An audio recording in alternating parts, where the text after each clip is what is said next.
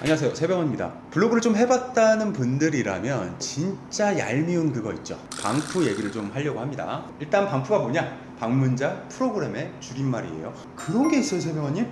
네, 있습니다. 네, 아주 쉽게 손만 뻗으면 누구나 방문자 프로그램을 쓸 수 있는 그런 환경이다. 이런 환경이 갖춰질 수 있도록 만든 게 결국 누구다? 10년 내내 방프는 단 한 번도 제재를 받은 적도 없고 계속 지금까지 활개를 치고 있다. 자, 그래서 이번 영상은 방문자 프로그램, 즉 방프의 실태와 어떤 문제점, 그리고 여러분들이 방프를 구별할 수 있는 그런 방법들, 그런 것들을 좀 가지고 와봤어요. 그 내용 한번 정리를 해서 알려드릴 테니까 영상 끝까지 꼭 시청 부탁드리고 좋아요 꾹꾹 부탁드리겠습니다. 방문자 프로그램, 줄여서 방프, 블로그 방문자 수를 인위적으로 늘려주는 프로그램이다. 그럼 그걸 왜 하는 거냐? 목적은 명확하죠. 협찬이나 체험단 선정에 유리해진다 라는 이유 때문이고, 방문자 수가 당장 높으니까 광고주나 어떤 체험단 사이트 담당자들은 그걸 보고 이제 선정을 하는 경향이 있으니까, 이런 숫자적인 마케팅을 위한 그냥 허세다, 이런 경우도 굉장히 많고요. 그리고 이런 경우도 진짜 많은데 자기 만족이야.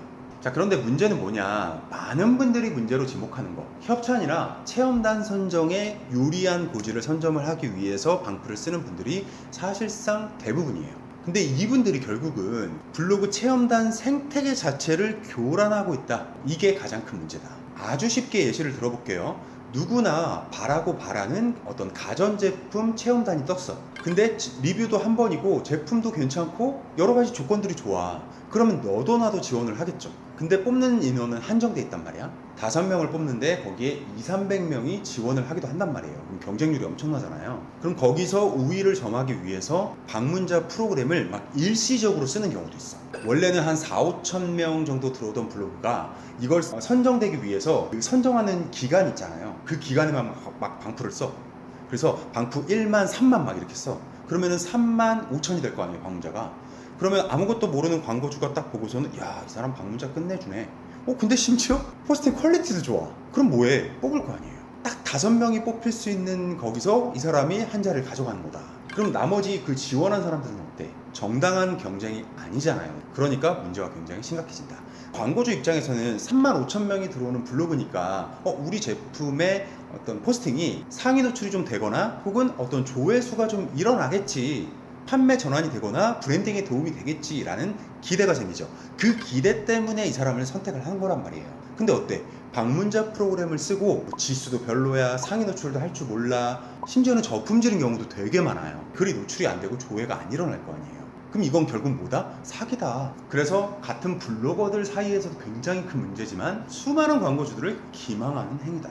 그래서 문제가 심각한 거예요. 자, 그러면 방프를 의심해 볼 수 있는 사례들을 좀 들고 왔고 몇 가지 소개를 해드릴 건데, 참고로 이 소개하는 과정에서 제가 운영하고 있는 불톡 플래너의 블로그 채널 분석에 인기글 분석 기능이 있어요. 그 기능을 활용했다라는 점을 좀 말씀을 드릴게요. 제일 쉽게 예상해 볼 수 있는 거는 실제 방문자 수와 내 블로그에 인기글이 있단 말이에요. 그 인기글 조회수가 불일치하는 거야. 지금 여러분들 보고 계시는 이 화면이 1방문자 수 5,000명인 블로그의 인기글 조회수예요. 자, 인기글은 뭐야? 내 블로그에 가장 많이 유입이 일어나는 10개의 포스팅이에요. 근데 방문자 수가 5,000이에요. 근데 1위가 182회부터 시작해서 맨 마지막 10위를 보면 18회에 그친다. 방문자 수가 500명이라면 가능한 숫자예요. 하지만 5,000명인 건 말이 안 되죠. 앞뒤가 안 맞는 거지. 이게 가장 쉽게 판별할 수 있는 방프 유형이고요. 그리고 두 번째, 유효 키워드가 있습니다. 저희 불톡 플래너에서 제공하는 거고, 간단히 말씀드리면 내 블로그에 실제로 유입이 일어날 만한 유효한 키워드. 블로그를 어떻게 운영하는지에 따라서 천차만별로 누구는 1000개, 누구는 100개 이렇게 가질 수도 있는 게 유효 키워드죠. 2개의 사례를 같이 좀 찾아봤는데, 평균적인 방문자 수가 1418명이에요. 평균 5일 동안.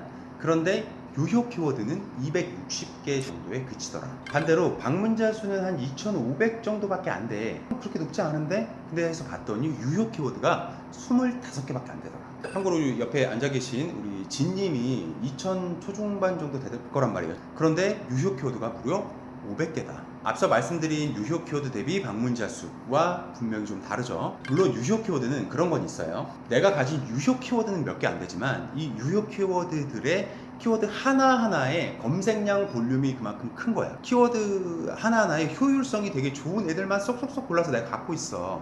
그렇다면 유효 키워드가 좀 적어도 방문자 수가 좀 높을 수는 있어요. 하지만 이거는 일반적인 경우로 보기는 되게 어려워요. 그 블로그가 아무리 운영을 잘해도 내 모든 유효 키워드를 이렇게 극강의 효율인 키워드들로만 가져간다? 그런 사람은 거의 없죠.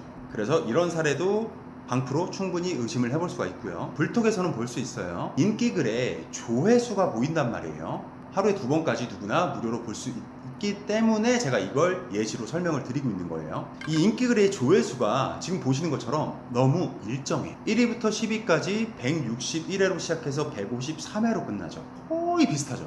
그리고 두 번째 사례도 보면 727회, 579회로 조회수가 쭉 감소하는 폭이 너무 완만하다. 이런 사례가 있을 수는 있어요.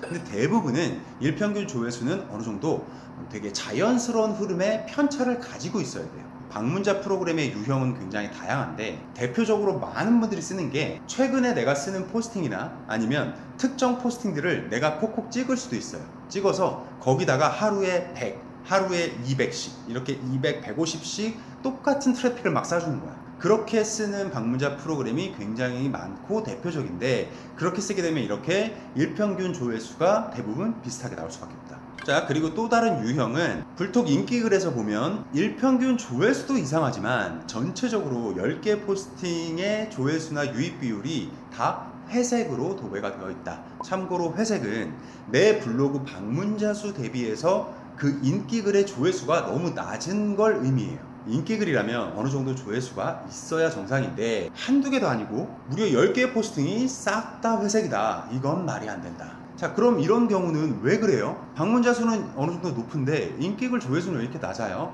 앞서 말씀드린 특정 포스팅에다가 트래픽을 쏘는 게 아니야. 그냥 블로그 화면에 처음 들어가도 방문자가 1로 카운트가 된단 말이에요. 특정 포스팅이 아니라 그 블로그 주소 자체에다 트래픽을 쏘는 방문자 프로그램의 유형이다. 그렇게 해서 이런 분들은 다 회색이 나올 수밖에 없다. 1번부터 10번까지 최근 포스팅들을 쭉 봤더니 대부분 다 협찬글이더라. 제품 서비스 원고료 등을 제공받은 글로 가득 채워져 있다. 그러면 방프로 광고주들을 기망하면서 쓰고 있는 대표적인 그런 방프 블로그다 라고 보셔도 돼요. 자, 그리고 마지막으로 이건 조금 애매하긴 한데 최근 5일 동안의 방문자 수가 어때?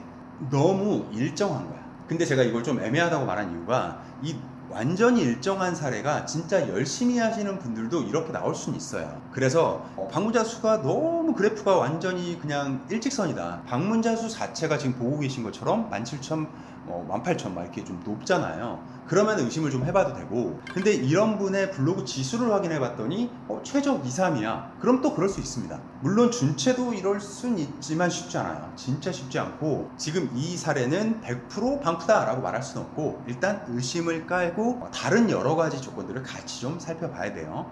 자, 이렇게 의심해 볼 수 있는 유형들을 살펴봤는데 대부분 이 안에 들어갈 거예요. 새벽언니, 그러면 방프를 쓰면 어떻게 돼요? 처음에는 좋아요. 방문자 막 갑자기 막 2, 300 나오다가 1000 나오고 많게는 10,000, 20,000, 30,000 나오고 막 난리 납니다. 그러면 실제로 협찬도 막 와요. 그러면 어떤 느낌이 드냐면 나 이제 진짜 잘 나가나 봐. 나 이제 파워블로거가 됐나 봐. 막 이런 착각에 빠지게 됩니다. 자, 그런데 실질적인 성장은 없다. 체류 시간이든 댓글이 많이 달리든 내 포스팅을 많이 클릭을 하든 즉 조회수가 일어나든 이런 실질적인 구체적인 변화는 없다. 그러면서 많은 분들이 이 자기 최면에 빠지는데 어느 날부터 블로그 통계에 안 들어갑니다. 통계를 보면 뭐가 와? 현타 오거든.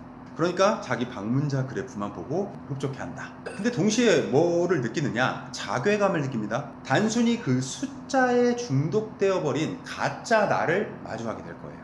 그러면서 블로그 자체가 점점 의미 없다 이런 식으로 좀 회피하게 될 겁니다. 요즘에는 제가 개발한 불톡 플래너 같은 이런 좋은 분석 툴이 있기 때문에 금방 일반인 분들도 다 할 수 있죠. 아까도 말씀드렸다시피 불톡 플래너의 인기글 이 분석 기능은 여러분 회원 가입만 하면 유료 결제하지 않아도 하루에 2개씩 볼 수 있다 그랬어요.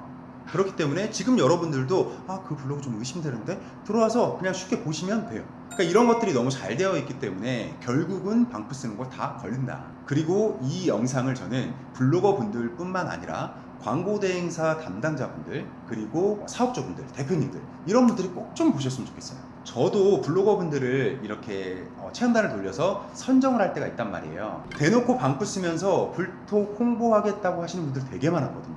당연하게 다 잘라냈습니다. 근데 이 대행사 직원이나 담당자, 그리고 대표님들, 이런 해안이 없으면 결국은 방프 쓰는 블로거 분들한테 속을 수밖에 없다. 그래서 이런 담당자분들도 이제는 눈이 많이 높아지고 있단 말이에요. 그래서 결국은 다 걸리게 된다. 설마 이 영상을 보시고 나도 한번 써볼까 하시는 분들이 계신다면 절대로 쓰지 마시고요. 여러분도 주변에 혹시 의심되는 블로그가 있다면 불톡 플래너 이용해서 한번 확인해 보시고요. 아니면 여러분들이 과거에 방프를 썼다가 후회한 경험, 지금은 안 쓴다, 이런 소중한 경험이 있다면 그것도 댓글로 공유를 좀 해주세요. 이런 좋은 정보 널리 퍼질 수 있도록 좋아요, 구독까지 꼭 부탁드리면서 저는 다음 영상으로 돌아오겠습니다. 감사합니다.